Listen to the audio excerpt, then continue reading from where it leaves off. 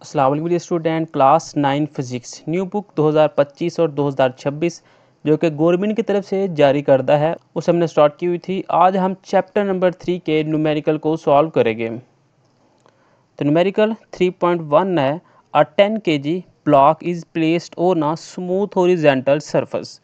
ये मेरे पास फ़र्ज़ करे एक ज़मीन है, ठीक है। इसके ऊपर कहा जा रहा है कि एक हमारे पास ब्लॉक है जिसका वेट कितना है 10 kg। A horizontal force of 5 newton is applied to block. इसके ऊपर एक 5 न्यूटन की फोर्स लग रही है। फाइंड आपने क्या करना है, the acceleration produce in the block, के ब्लॉक के दरमियान एक्सेलरेशन कितनी प्रोड्यूस हो रही है। The velocity of block after 5 second, और 5 सेकंड गुजरने के बाद उसकी वेलोसिटी क्या होती है, ये हमने बताना है। तो सबसे पहले यहाँ पे हम इसका सोल्यूशन के अंदर लिखेंगे कि जो हमारे पास चीज़ें दी गई है वो हमारे पास क्या कुछ है। एक हमारे पास मास ऑफ ब्लॉक है, यहाँ पे हम लिख लेते हैं mass of block. Mass of block लिख लिया, उससे हम शो करते हैं स्मॉल एम से, ठीक है। वो कितना दिया हुआ है, वो है मेरे पास 10 kg, ये हमने लिख लिया मास ऑफ ब्लॉक 10 kg। फिर हमारे पास ये थी फोर्स, यहाँ पे हम लिख लेते हैं फोर्स। फोर्स मेरे पास शो करे कि हम F के साथ, और वो है जी 5 न्यूटन। ये हमने 5 न्यूटन फोर्स लगा ली। टाइम कितना लगा था, टाइम था मेरे पास 5 सेकंड, ठीक है। और अगर हम थोड़ा सा गौर करें, उसने क्या कहा था, ये जो ब्लॉक है ये मूव कर रहा है, ठीक है। इसके ऊपर एक फोर्स लग रही है जो कि 5 न्यूटन फोर्स है, ठीक है। सबसे पहले ब्लॉक क्या होगा, वो इनिशियल वेलोसिटी के अंदर होगा, उसकी क्या होगी वेलोसिटी, वो 0 होगी। यानी कि ब्लॉक पहले रेस्ट के ऊपर था, फिर इसके ऊपर फोर्स लगना शुरू हुई, फिर थोड़ी देर बाद ब्लॉक जो है वो आगे गया, फिर आगे जाकर उसकी फाइनल वेलोसिटी आ जाएगी। हमने फाइंड क्या करना है, यहाँ पे हम फाइंड की हेडिंग देंगे, ठीक है। कि हमने फाइंड क्या करना है, फाइंड क्या करना था, हमने फाइंड करना था हमने एक्सेलरेशन।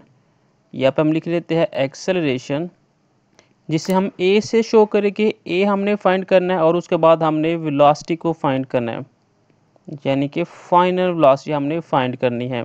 ये दो चीज़ें हमने फाइंड करनी थी। हमारे पास फार्मूला, अब देखते हैं क्या लगेगा। यहाँ पे हम हेडिंग बनाते हैं फार्मूले की, कि जो हमारे पास फार्मूला इस्तेमाल होगा वो कौन सा होगा। दो हमारे पास फार्मूला इस्तेमाल हो रहा है, एक है मेरे पास F इज़ इक्वल है ma, और दूसरा फार्मूला इस्तेमाल होगा फाइनल वेलोसिटी इज़ इक्वल है इनिशियल वेलोसिटी प्लस at। ये दो फार्मूले यहाँ पे इस्तेमाल हो गए। अब अगर हम पहले ए पार्ट फाइंड करते हैं, वहाँ पे मेरे पास इस्तेमाल फार्मूला था F इज़ इक्वल है ma। तो यहाँ पे हमने एक्सेशन को फाइंड करना, तो एक्सेशन यहाँ पे रहेगा, तो फोर्स के नीचे आ जाएगा मास, ठीक है। फोर्स से मेरे पास 5 न्यूटन, और मास कितना था 10 kg, ठीक है। और ये 5 1 दा 5 हो जाएगा, 5 2 दा 10। अब न्यूटन है, न्यूटन को हम लिख सकते हैं किलोग्राम मीटर पर सेकंड स्क्वायर, ठीक है। और नीचे भी किलोग्राम था, ये किलोग्राम इस किलोग्राम के साथ कैंसिल, तो एक्सेलरेशन मेरे पास आ जाएगा 1/2 को अगर हम मज़ीद सिंप्लीफाई करते हैं तो 0.5 आ जाएगा। तो ये 0.5 मीटर पर सेकंड का स्क्वायर, ये मेरे पास इसकी एक्सेलरेशन आ चुकी हुई है। नेक्स्ट अगर बी पार्ट को देखिए, तो बी पार्ट के अंदर हमने फाइनल वेलोसिटी निकालनी थी, तो उसका फॉर्मूला था Vf इज़ इक्वल है Vi plus AT। Final velocity वैसे ही रहेगी, इनिशियल वेलोसिटी मेरे पास है 0, ठीक है। एक्सेलरेशन मेरे पास आ चुका है 0.5 मीटर पर सेकंड स्क्वायर, और टाइम मेरे पास ये हुआ था 5 सेकंड, 5 सेकंड। ये सेकंड इस सेकंड के साथ कैंसिल, और अगर हम 0.5 को 5 से मल्टीप्लाई करवाते हैं तो यह आएगा 2.5 मीटर पर सेकंड, और ये मेरे पास आ जाती है इसकी फाइनल वेलोसिटी। नेक्स्ट है मेरे पास 3.2, the mass of a person is 80 kg। एक आदमी है जिसका वज़न यानी कि मास कितना है 80 kilogram. What will be his weight, इसका वेट कितना होगा ऑन द अर्थ, ज़मीन के ऊपर। What will be its weight on the moon, और मून के ऊपर उसका वज़न क्या होगा। यानी कि एक आदमी है जिसका मास हमारे पास दिया हुआ है, हमने उसका वेट निकालना है अर्थ के ऊपर, और उसी का वेट निकालना है मून के ऊपर। और जो वैल्यू दी हुई है एक्सेलरेशन ग्रेविटी की मून के ऊपर, वो है 1.6 -2। तो सबसे पहले हमारे पास जो चीज़ें गिवन है हम वो लिख लेते हैं। तो यहाँ पे हम हेडिंग देंगे गिवन की, ये गिवन की यहाँ पे हेडिंग आ जाएगी और जो चीज़ें मेरे पास गिवन होगी वो हम यहाँ पे लिख लेंगे। गिवन है मेरे पास एक तो मैथ्स है, यहाँ पे मैथ्स लिखते हैं। मैथ्स मेरे पास गिवन है 80 kg, यहाँ पे लिख लेते हैं 80 kg। और फिर है मेरे पास acceleration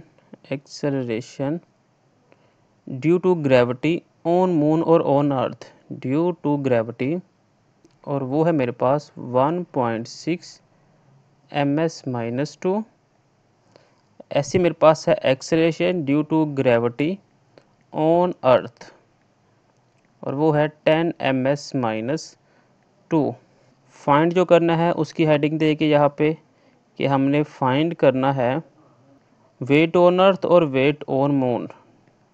wait on earth find करना है और वेट ऑन मून, ये दो चीज़ें हमने फाइंड करनी थी। सबसे पहले हम वेट ऑन मून निकाल लेते हैं कि मून के ऊपर हमारे पास वैल्यू क्या है। तो वैल्यू हमारे पास जो फार्मूला होता है W = mg, और g के साथ हम नीचे m लगा देंगे तो ये वेट ग्रेविटी ऑफ मून हो जाएगी, और यहाँ पे m लगाएंगे तो ये वेट ऑफ मून हो जाएगा। अब मास मेरे पास कितना था, वो था 80 kg, और ग्रेविटी ऑफ मून क्या है, ये मेरे पास ग्रेविटी है मून की, वो है 1.6 ms-2। और जब हम 80 को 1.6 से मल्टीप्लाई करवाएंगे तो ये आ जाएगा 128 kg ms-2, ये लिख ले, या फिर 128 न्यूटन भी आप लिख सकते हैं क्योंकि kg ms-2 न्यूटन के इक्वल होता है। अब अगर हम अर्थ के ऊपर निकालेंगे तो यहाँ पे हम लिख लेंगे W = पहले ऊपर लिखते हैं फॉर अर्थ के लिए हम ये फाइंड करने लगे अब, क्योंकि मून के लिए हमने पहले निकाल लिया था, अब अर्थ का निकालेंगे। W = mg, यहाँ पे E लगा देंगे अर्थ के लिए, यहाँ पे भी E आ जाएगा। और W ऑफ E क्या होगा, m के वैल्यू है मेरे पास 80 kg, वो हम 80 kg ही लिख लेंगे। और G ऑफ E है 10 ms-2, और ये मेरे पास आ जाएगा 800 kg ms-2 लिख ले, या फिर 800 न्यूटन भी आप लिख सकते हैं, जो आप दोनों सेम हो गए। नेक्स्ट मेरे पास 3.3 है, what force is required to increase the velocity of 800 kg car from 10 ms-1 to 30 ms-1 in 10 second. यानी कि हमने फोर्स फाइंड करनी है कि कितनी फोर्स दरकार होगी एक कार को 10 सेकंड तक लेकर जाने में 10 ms- से 30 ms-1 तक। आपके कार का जो मास है वो मेरे पास है 800 kg। तो सबसे पहले जो चीज़ें मेरे पास गिवन है वो हम लिखेंगे, वो है मेरे पास मैस है मेरे पास 800 kg, यहाँ पे हम लिख लेते हैं मैस 800 kg। उसके बाद मेरे पास इनिशियल वेलोसिटी और फाइनल वेलोसिटी है, तो यहाँ पे हम लिख लेते हैं इनिशियल वेलोसिटी है मेरे पास 10 ms-1, तो यहाँ पे हमने 10 ms-1 लिख लिया। उसके बाद लिखेंगे फाइनल वेलोसिटी है vf, और वो है मेरे पास 30 ms-1। साथ में मेरे पास टाइम दिया हुआ है, टाइम लिख लेंगे, वो है मेरे पास 10 सेकेंड, टाइम आ जाएगा 10 सेकेंड। फाइंड हमने क्या करना है, वो फाइंड हम लिख लेते हैं कि क्या हमने फाइंड करना है। फाइंड हमने फोर्स करनी है, तो यहाँ पे हम लिख लेंगे फोर्स, जिसको हम F से शो करेंगे। और जो फार्मूला होगा मेरे पास वो आ जाएगा F = ma। तो यहाँ पे मास तो मेरे पास गिवन है लेकिन एक्सेलरेशन गिवन नहीं है, तो एक्स निकालने के लिए हम फर्स्ट इक्वेशन ऑफ मोशन का इस्तेमाल करेंगे, या फिर एक्सेलरेशन का फार्मूला भी हम इस्तेमाल कर सकते हैं। यानी कि वो क्या होता है, change in velocity per unit time. तो vf - vi हो जाएगा, vf है मेरे पास 30, vi है मेरे पास 10, और टाइम था मेरे पास 10, तो ऊपर मेरे पास आ जाएगा 20/10। तो यहाँ पे मेरे पास 2 ms-1 इसका एक्सेलरेशन आ गया। अब यहाँ पे हम एक्सेलरेशन पुट करेंगे और यहाँ पे मास की वैल्यू पुट करेंगे, तो सिंपल हमारे पास फोर्स आ जाएगी। तो F = ma, ये मेरे पास फार्मूला था। फोर्स हमने फाइंड करनी थी, मास मेरे पास था 800 kg, और जो एक्सेलरेशन था वो मेरे पास अभी आया हुआ है 2 ms-2।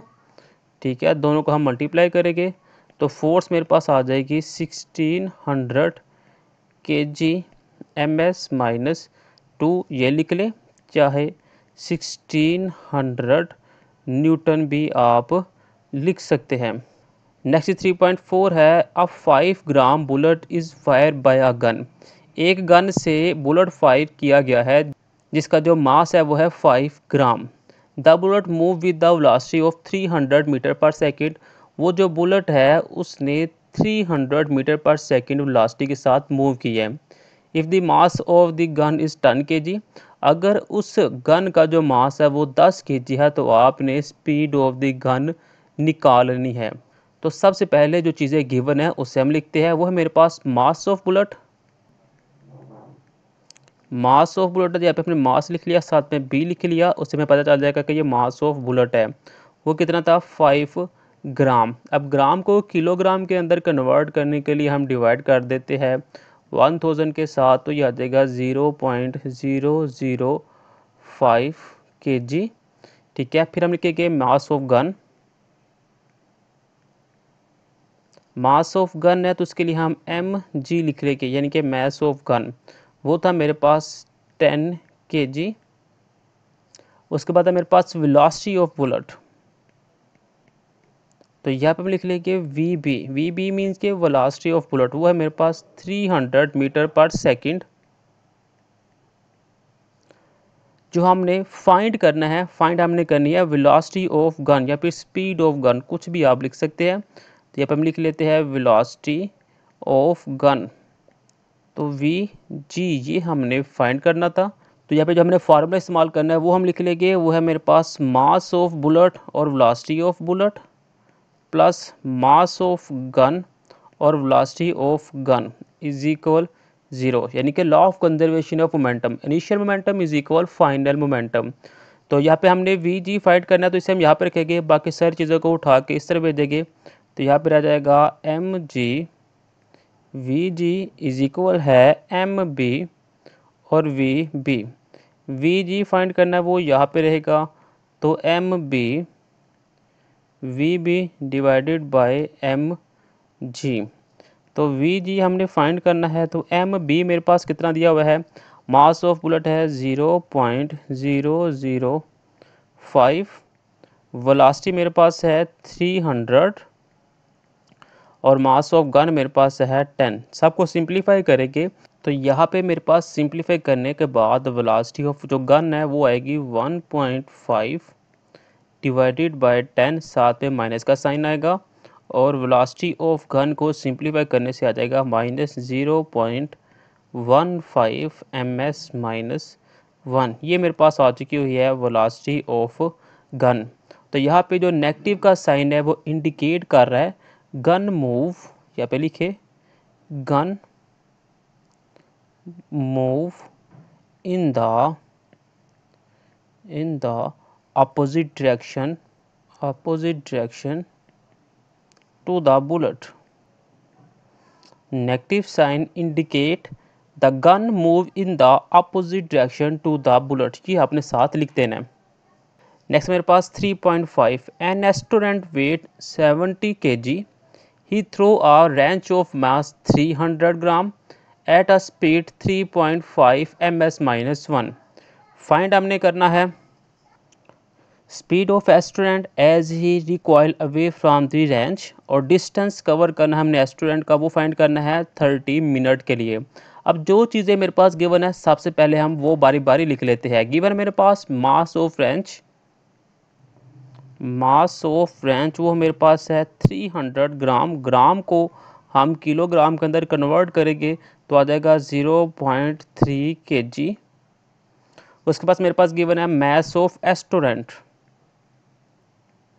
है जिसे हम एम ए के नाम से शो करेंगे, वो है मेरे पास 70 kg।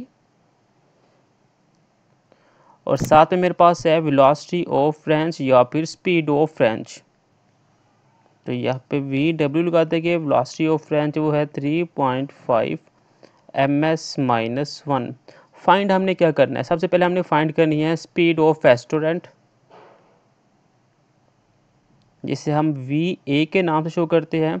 स्पीड ऑफ स्टूडेंट ये हमने फाइंड करना है, और उसके बाद हमने distance cover by the student ये हमने फाइंड करना है।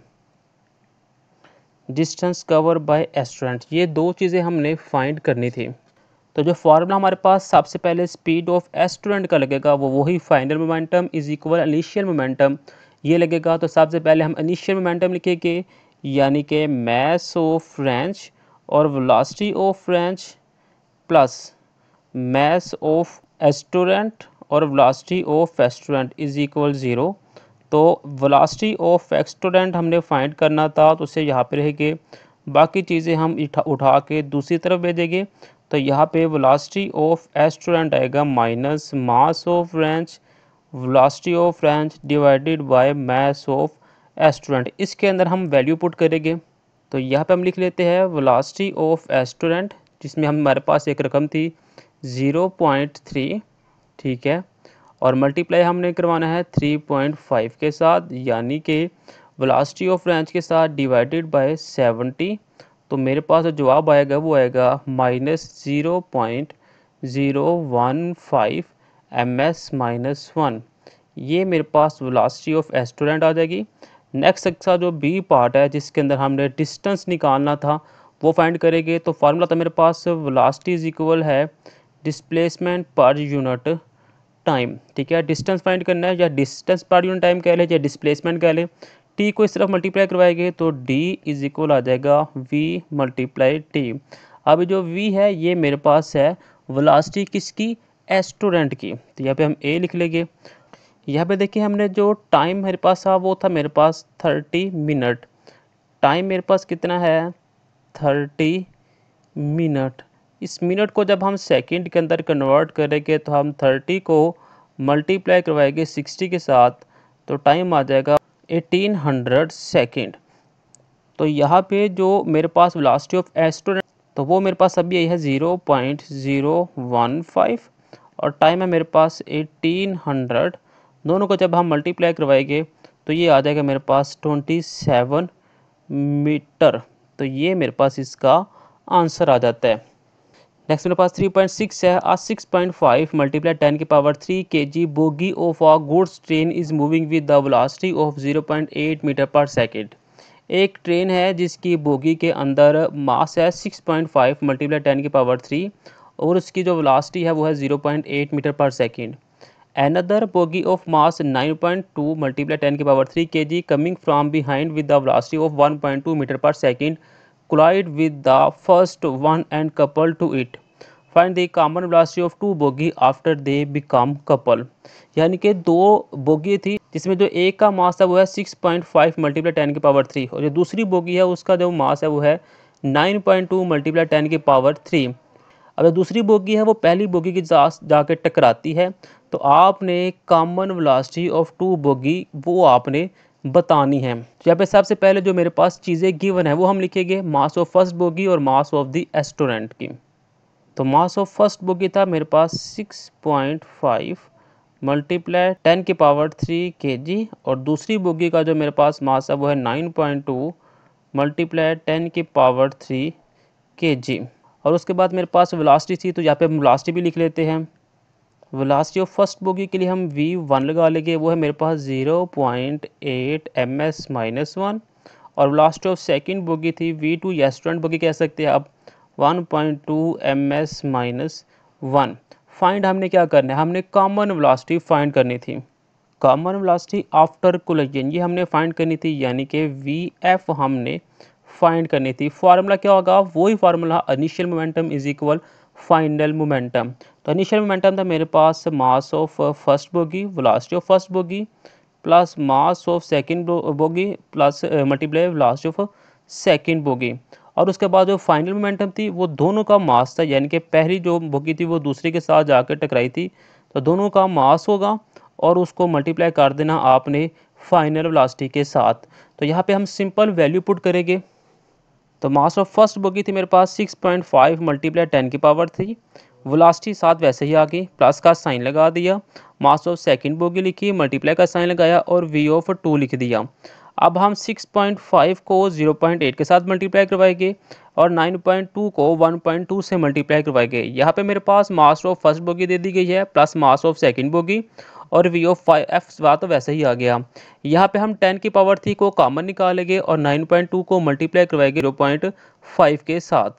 तो यहाँ पे 6.5 को जब 0.8 से मल्टीप्लाई किया और 9.2 को 1.2 से मल्टीप्लाई किया, मल्टीप्लाई करने के बाद दोनों को ऐड किया तो मेरे पास जो इसका आंसर आया वो आ गया 16.24। और जब हमने इन दो रकमों को 6.5 को और 9.2 को ऐड किया तो मेरे पास इसका आंसर आ गया 15.7।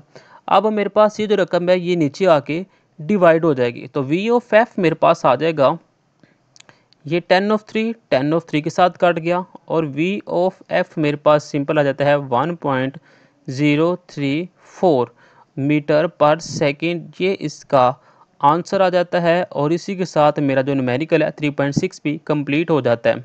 नेक्स्ट मेरे पास 3.7 है, अ cyclist waiting 55 kg rides a bicycle of mass 5 kg is start from rest and applied a force 90 Newton for 8 seconds. Then he continue at a constant speed to another 8 seconds. Calculate the total distance traveled by this cyclist. कहता है एक cycle है जिसका मास कितना है 55 kg और एक bicycle है जिसका मास है 5 kg।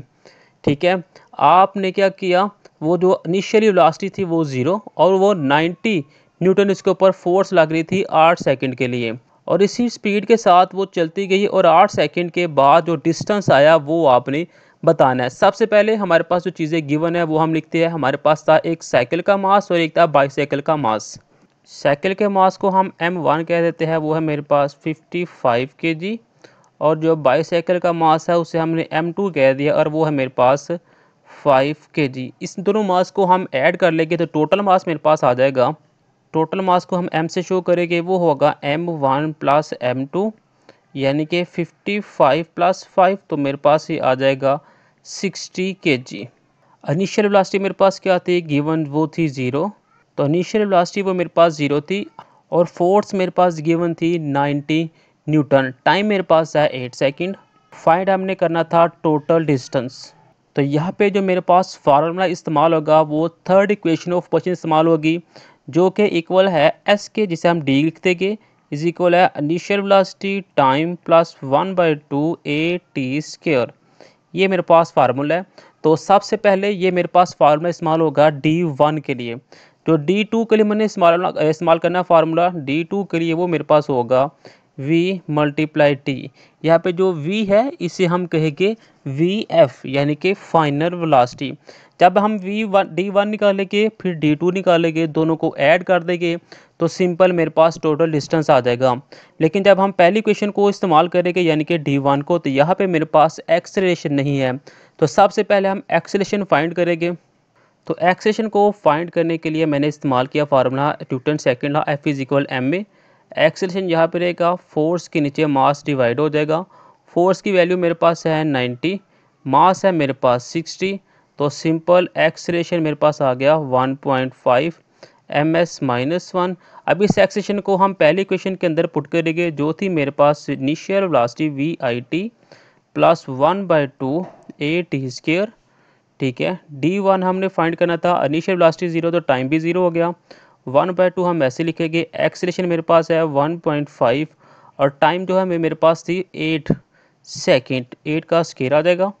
तो ये मेरे पास आ जाएगी 1.5 को जब हम 8 से मल्टीप्लाई करवाएंगे और 2 के ऊपर डिवाइड करवाएंगे तो सिंपल D1 जो मेरे पास आएगा वो आएगा 48 मीटर। तो ये मेरे पास D1 आ जाता है। D2 निकालने के लिए हमारे पास एक और फार्मूला इस्तेमाल होगा। पहले VF इज इक्वल है VI प्लस AT। ये मेरे पास इस्तेमाल होगा क्योंकि यहाँ पे मेरे पास फार्मूला जो था वो था D2 इज इक्वल है VF मल्टीप्लाई T। तो VF मेरे पास नहीं था तो VF निकालने के लिए हमने फर्स्ट इक्वेशन ऑफ मोशन का इस्तेमाल किया। तो यहाँ पे VF निकलेगी, इनिशियल वेलोसिटी 0 आ जाएगा, एक्सेलरेशन वो मेरे पास 1.5 है, टाइम मेरे पास 8 सेकंड है। तो सिंपल VF जो है वो मेरे पास आ जाएगा 12 ms-1। तो अब VF मेरे पास आ चुका हुआ है। इसको हम जो दूसरा फार्मूला था जो कि मेरे पास था D2 इज इक्वल है वी एफ मल्टीप्लाई टी इसके अंदर पुट करेंगे तो D2 वैसे ही आ गया। वी एफ अभी मेरे पास आया हुआ था 12, टाइम था मेरे पास 8, तो D2 मेरे पास आ जाएगा 96 मीटर। तो इस D1 और D2 को जब हम ऐड करेंगे तो मेरे पास D निकलेगा, D1 प्लस D2।